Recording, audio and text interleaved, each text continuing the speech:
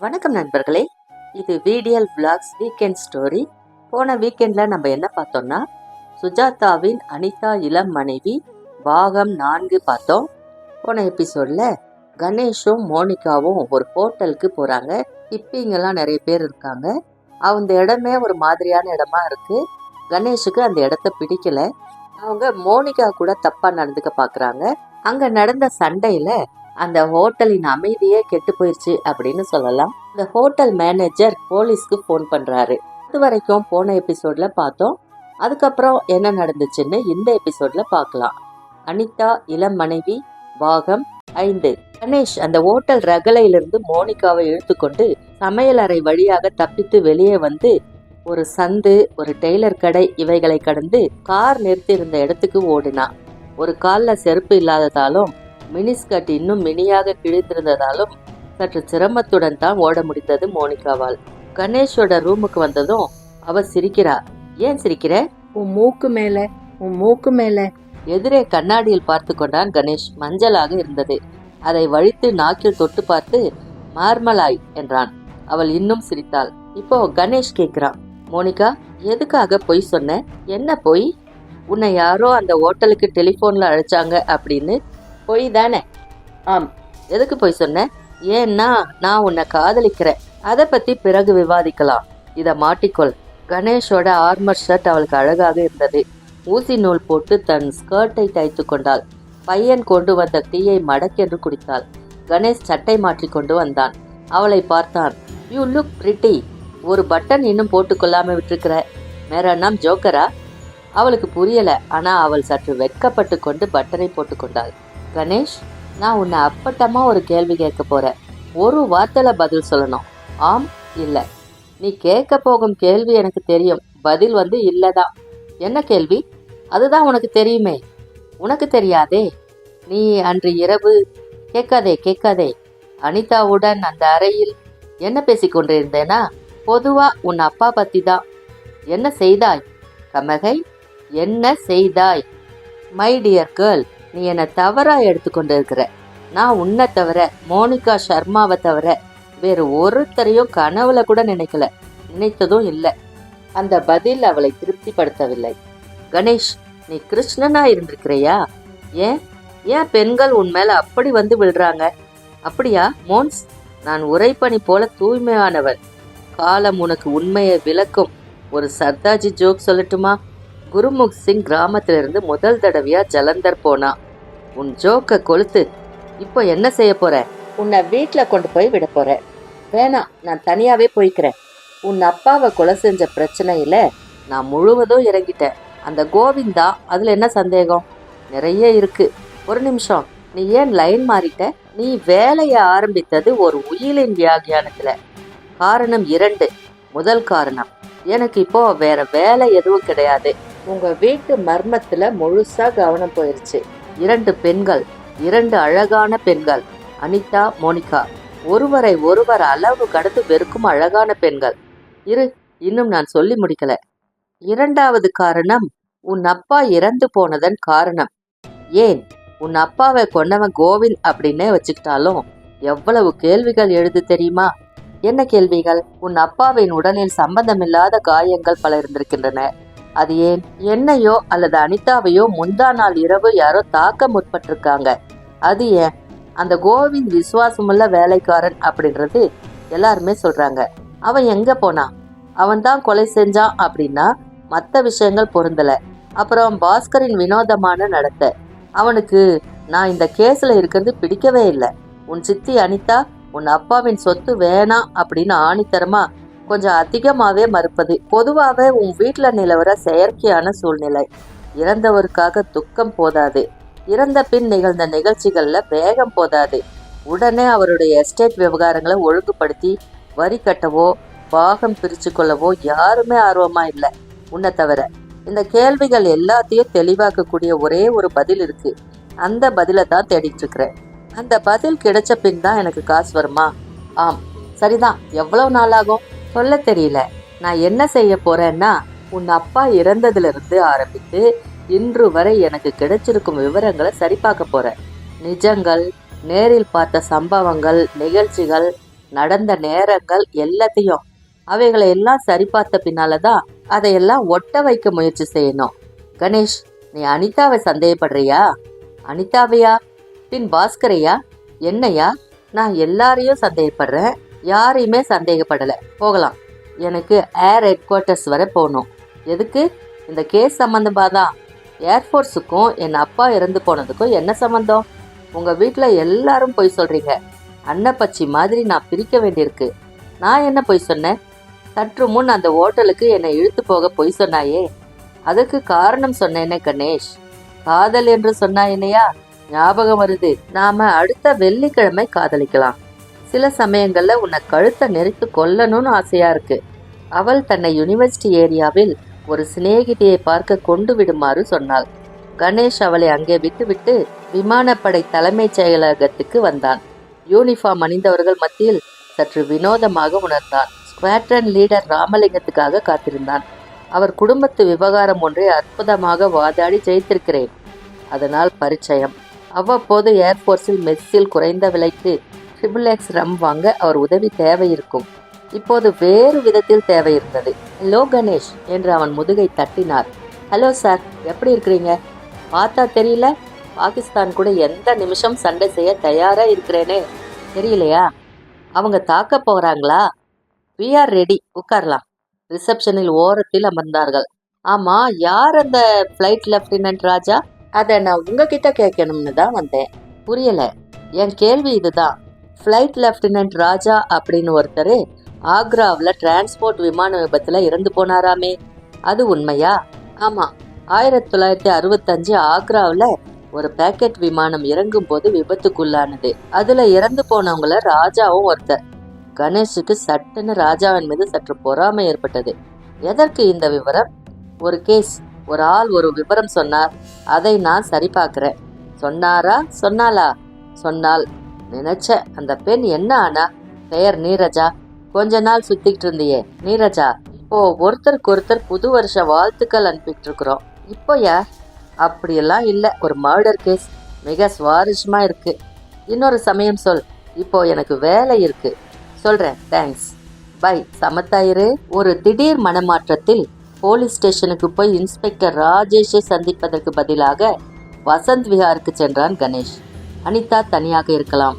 அனிதா பொய் சொல்லவில்லை. இல்லை இல்லை, அதிகம் பொய் சொல்லவில்லை. ஹாலில் மீனாட்சியை பார்த்தான். அனிதா இருக்காங்களா? இருக்காங்க. வந்துட்டாளா? எங்க போயிருந்தா?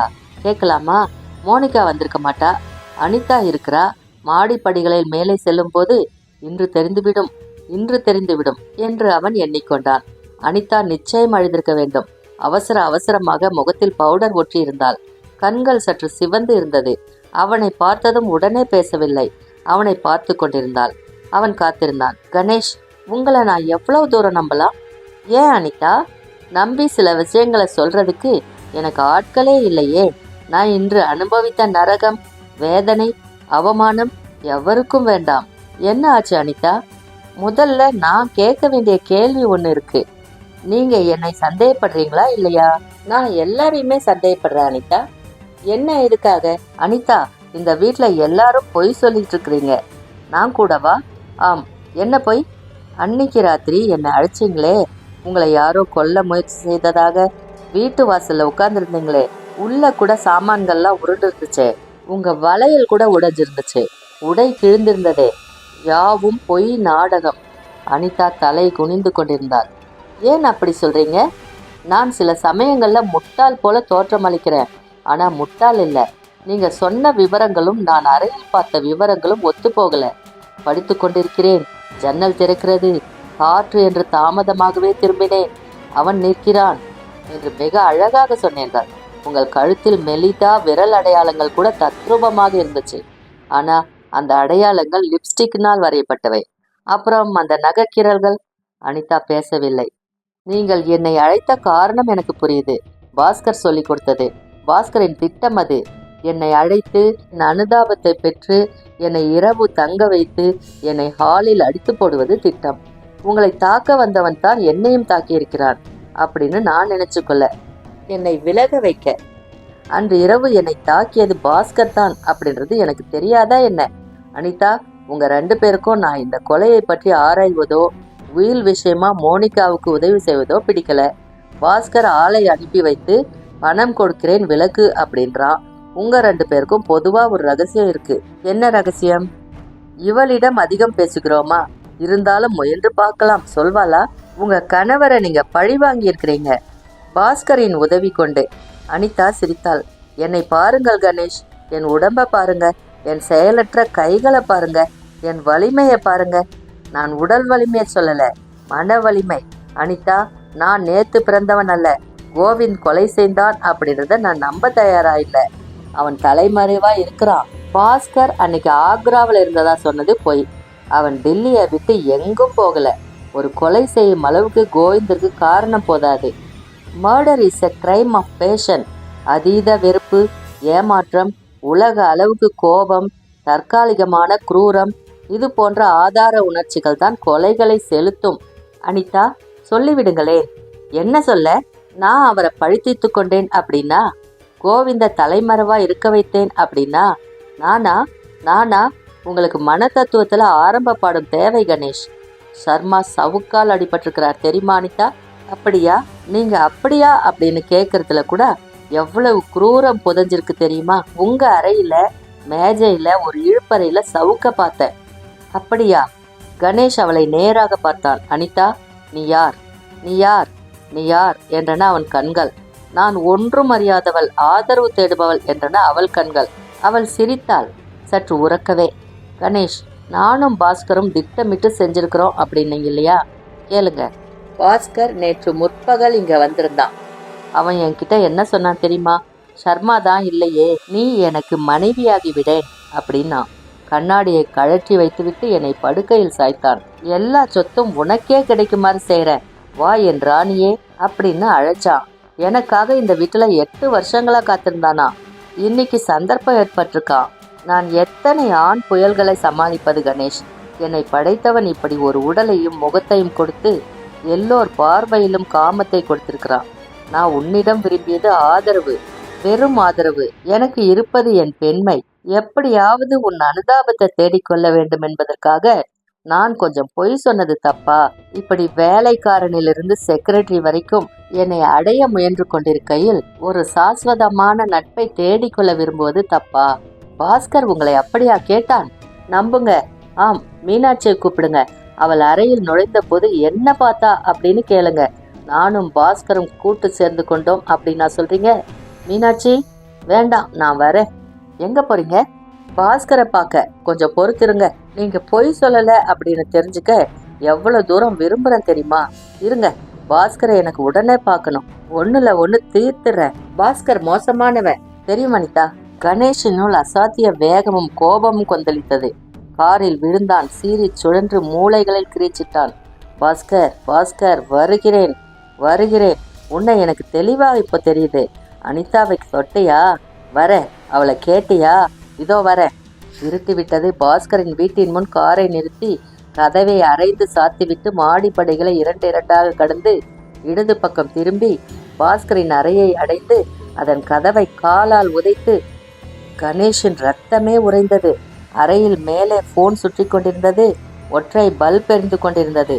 படுக்கைக்கும் அந்த மேஜைக்கும் இடையில் பாஸ்கரின் மூக்கு கண்ணாடி விழுந்து நொறுங்கி இருந்தது. சற்று தள்ளி குறுக்குவாட்டில் பாஸ்கர் கிடந்தான். சத்தியமாக செத்த உடல். இறந்த உடலை அவ்வளவு கிட்டத்தில் பார்ப்பது கணேஷுக்கு முதல் தடவை. இறந்து போனவர்களுக்காக எவ்வளவோ வாதாடி இருக்கிறான். ஆனால் இத்தனை அந்தரங்கமாக சந்தித்ததில்லை. பாஸ்கர் அடையாளம் மாறி இருந்தான். இரத்த ஓட்டம் இருந்தபோது அவன் முகத்தில் இருந்த புத்திசாலித்தனமான பார்வை இப்போது இரத்த தயக்கத்தினால் பயமா அல்லது ஆச்சரியமா என்று சொல்ல முடியாத மையமான மெழுகுத்தன்மையில் நின்றிருந்தது. அவன் பற்கள் தெரிந்தன. மேம்போக்கான அடி எதுவும் உடலில் தென்படவில்லை. வேஷ்டி அணிந்திருந்தான். செத்து போயிருந்தான். தொட்டு பார்க்கலாமா? கூடாது. ஓடிவிடலாமா? சே. கணேஷ் அப்போதுதான் பார்த்தான் பாஸ்கர் ரத்தத்தில் மேல் படுத்திருந்ததை. மிகச் சிறிய செங்குழம்பு தேக்கம். கணேஷ் சுற்றிலும் பார்த்தான். சுவரில் ஆணியில் ஒரு கோட்டு தொங்கிக் கொண்டிருந்தது. டெலிபோனை பார்த்தான். தீர்மானித்தான். பாஸ்கரை தாண்டி செல்லும் போது நிச்சயம் பயந்தான். குபுக் என்று பாஸ்கர் எழுந்து விடுவதை கூட எதிர்பார்த்தான். பாஸ்கர் எழுந்திருக்க மாட்டான். இன்னும் ரத்தத்தின் மேல்தான் கிடந்தான். செங்குழம்பு தேக்கம். டெட் என்று கணேஷ் சொல்லிக் கொண்டான். போனை டயல் செய்தான். என் பெயர் கணேஷ். நான் 33 ஹெய்லி ரோடிலிருந்து பேசுறேன். இங்கே ஒரு ஆள் இறந்து போயிருக்கிறாரு. கீழே கிடக்கிறாரு. தரையில, ஃப்ளாட்ல, உள்ளே அறையில. அட, பூமியில. 33 ஹெய்லி ரோடு, முதல் மாடி. ஆம், கொலை அப்படின்னு தான் நினைக்கிறேன். நான் நகரல, உங்களுக்காக காத்துட்டு இருக்கிறேன். 33 தேதிஸ் 33. பாஸ்கரும் கணேஷும் காத்திருந்தார்கள். கணேஷ் என்ன செய்யலாம் என்று யோசித்தான். மறுபடி ஒரு தடவை பாஸ்கரை பார்த்து கொண்டான். பச்சோந்தியோ? கணேஷ் மறுபடி டெலிஃபோன் செய்தான். Inspector Rajesh, Ganesh here. நான் பாஸ்கர் வீட்டில இருந்து பேசுறேன். பாஸ்கர் இறந்துட்டான். வாட்? எப்பொழுது? எப்படி? நான் அவனை பார்த்து பேச இங்க ஹெய்லி ரோடு வந்தேன். அவன் உடலை பார்த்தேன். சிம்பிள். உடனே ரிப்போர்ட் கொடுத்தீங்களா? உடனே ஃப்ளையிங் ஸ்குவாட் எந்த நிமிஷமும் வரும். நான் உடனே வரேன். Really bustling. காலடி சப்தம் கேட்டது. அறைக்கு அருகில் வருவது கேட்டது. எவ்வளவு உயர்த்திருக்கிறேன். கதவு பக்கம் பார்த்து கொண்டே கணேஷ் தன் கைக்குட்டையை துடைத்து கொள்ள எடுத்த போது அந்த பையன் ஹிந்தியில் பாடிக்கொண்டே வந்தான். அவன் கையில் டிஃபன் கேரியரும் ஒரு புதிய சிகரெட் பெட்டியும் இருந்தன. பையன் மேஜை மேல் கேரியரை வைத்தான். கீழே கிடந்தவனையும் உடனே கணேஷையும் பார்த்தான். பாட்டு நின்றது. சிகரெட் பெட்டி நழுவியது. ஏய் என்றான் பையன். அவன் கண்கள். பயப்படாதே, இது வெறும். அவன் கீழே பார்த்து கொண்டிருந்தான். சோர் என்று உரக்க கத்திக்கொண்டே பாய்ந்து கொண்டு வெளியே ஓடினான். அவன் கத்தி படி இறங்கி செல்வது கணேஷுக்கு கேட்டது. கீழே கொஞ்சம் கொஞ்சமாக குரல்கள் கேட்டது. குழப்பமான ஹிந்தியில் அவனுக்கு சில வாக்கியங்கள் தான் புரிந்தன. முற்பகல் இவன் தான் வந்து விசாரித்தான். சோப்ராஜி உள்ளே நிற்கிறான். கையில் ஏதோ வெளுப்பா வைத்து கொண்டிருக்கிறான். பாஸ்கர் சாப் கீழே கிடக்கிறார். ரத்தம் கொட்டி இருக்கு.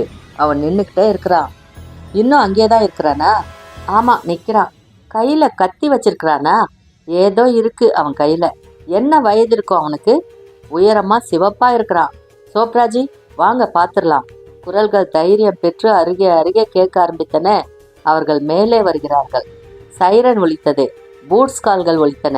போலீஸ். கணேஷ் பெருமூச்சு விட்டான். அறைக்கு வெளியே வந்து அறை வாசலில் கையை கட்டி கொண்டு நின்றான். எத்தனை பேர் மேலே வருகிறார்கள்? குரல்கள், காலடிகளின் ஓசைகள், அதட்டல்கள். அதிகாரி தெரிந்தார். கணேஷை பார்த்தான். நீங்க தான் போன் செய்ததா? ஆம், என் பெயர் கணேஷ். பாடி எங்கே? கணேஷ் உள்ளே காட்டினான். எங்கே? இதோ கீழே கிடக்கிறது. ஓ எஸ். அவர் சற்று தயங்கினார். ஒரு கான்ஸ்டபிள் 10-15 ஜனங்களை தள்ளி மாடிப்படிகளில் சரித்து கொண்டிருந்தார். அந்த இன்ஸ்பெக்டர் தன் பையிலிருந்து பேனாவை எடுத்து திறந்து ஒரு உதறிவிட்டு குறிப்பு புத்தகத்தை எடுத்துக்கொண்டு எச்சில் பண்ணிய விரலால் புரட்டி வெள்ளைத்தாளுக்கு வருவதை கணேஷ் உன்னிப்பாக பார்த்தான். அதிகாரிகள் எத்தனை வகை!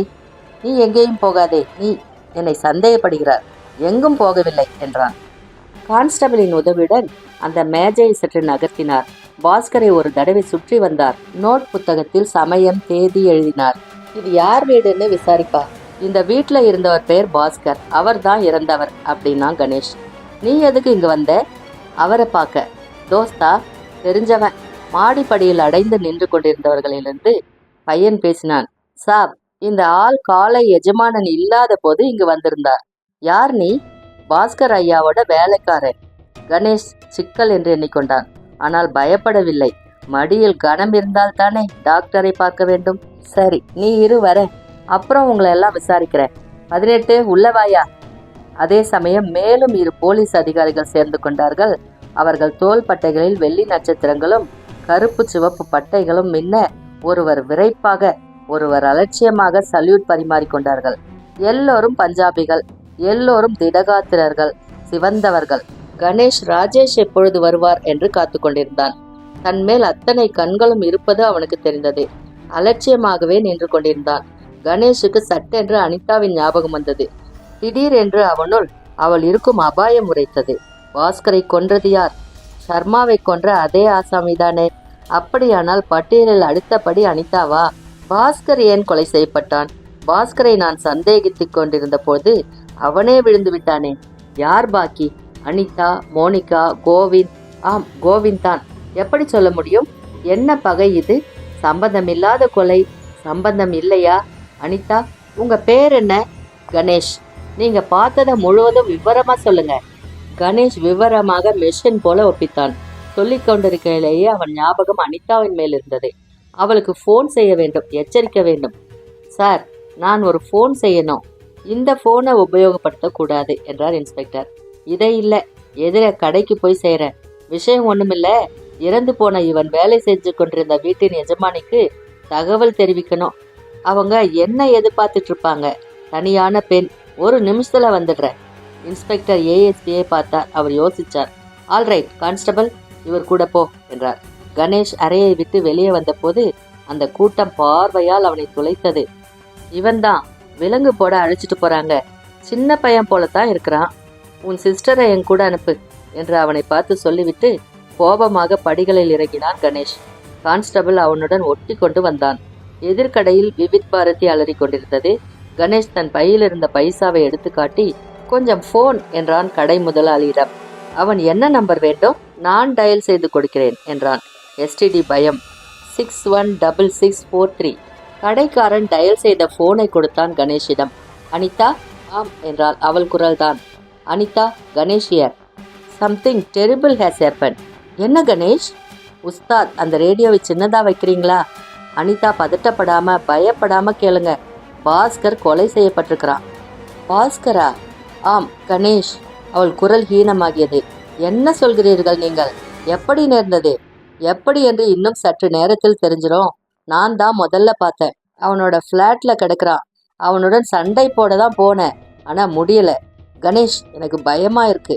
எனக்கு ரொம்பவே பயமா இருக்கு. உடனே இங்க வந்து என்னை அழைச்சிட்டு போயிடுங்களே. கூட ஒருத்தரும் இல்லையா? மோனிகா எங்க? மோனிகா வெளியில போயிருக்கிறா. கணேஷ், உடனே வாங்க. உங்ககிட்ட எல்லாத்தையும் சொல்லிடுறேன். எனக்கு பயமா இருக்கு. கணேஷ், வந்துருங்க. அனிதா, நான் உடனே வர முடியாத நிலையில இருக்கிறேன். இன்னும் பூரா விசாரிக்கல. 30 நிமிஷத்துல வர முடியலாம். வேலைக்காரங்களை அனுப்பிடாதீங்க. கார் எங்க? மோனிகா எடுத்துட்டு போயிருக்கிறா. கணேஷ், நான் உங்ககிட்ட பேசணும், சொல்லணும். உடனே வர முயற்சி பண்றேன். தனியா இருக்காதீங்க. சீக்கிரமா வந்துடுறேன். கூப்பிடுறாங்க என்று மற்றொரு கான்ஸ்டபிள் வந்து சொல்ல கணேஷ் டெலிபோனை வைத்தான். பைசா கொடுத்தான். திரும்பி சென்றான். உங்ககிட்ட எல்லாத்தையும் சொல்லிடுறேன் அப்படின்னா சொல்லாம விட்டிருந்தது இருந்திருக்கு. என்ன அது? அனிதாவுக்கு தெரியுமா? கணேஷ் திரும்ப மாடிக்கு சென்ற போது இன்ஸ்பெக்டர் ராஜேஷ் வந்திருந்தார். அவன் வணங்கினான். ஓ, வி மீட் அகைன். கணேஷ் சிரித்தான். ராஜேஷ் சிரிக்கவில்லை. ஏஎஸ்பி விசாரணை நடத்தி கொண்டிருந்தார். பக்கத்து வீட்டு ஆசாமியை. நீ பார்த்ததை எல்லாம் சொன்னாயா? இருட்டினதும் ஒரு கார் வந்து நின்னுச்சு சார். கருப்பு அம்பாஸ்டர். அதுல இருந்து ஒரு ஆள் இறங்கி மாடிக்கு போனான். அவன் எப்படி இருந்தான்? முகத்தை பார்க்க முடியல. சரக்குன்னு உள்ள போயிட்டான். நானும் சரியா கவனிக்கல. எவ்வளவு உயரம் இருந்தா? இந்த ஆள் உயரம் என்று கணேஷை காட்டினார்.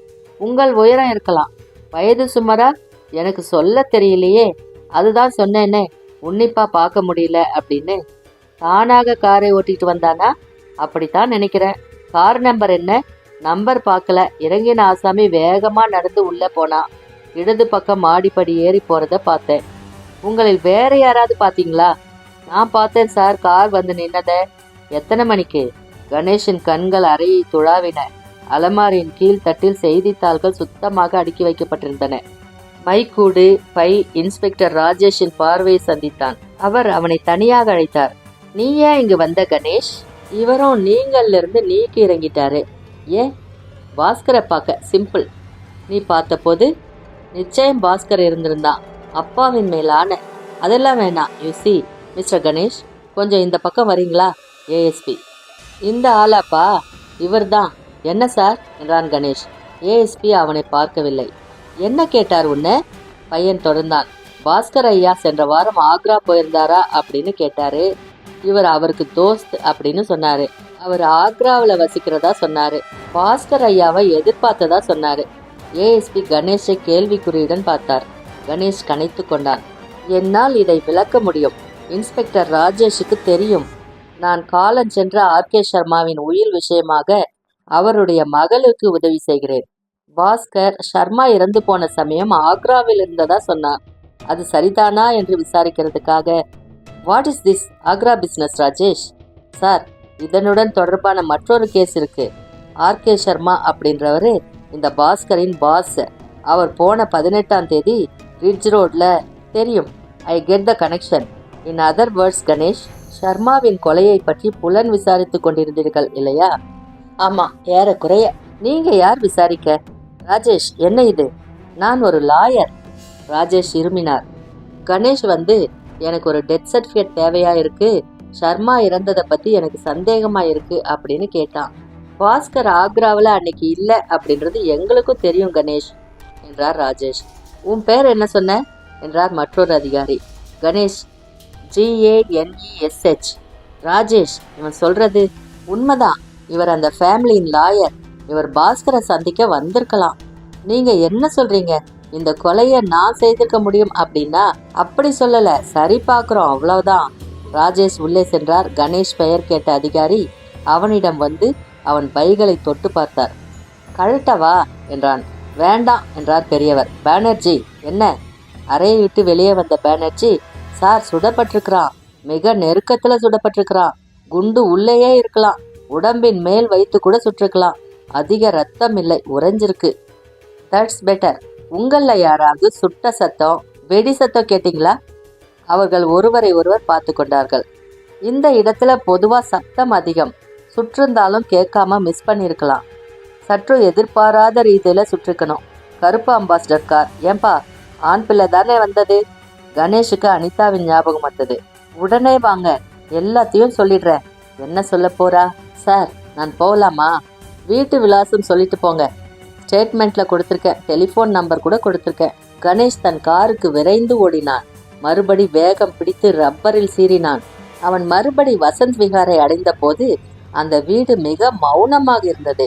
சற்று அதிக மௌனமோ, எச்சரிக்கை கலந்த வெறுமையோ. கார் கதவை மெல்ல மூடினான். வாயிற்கதவு திறந்திருந்தது.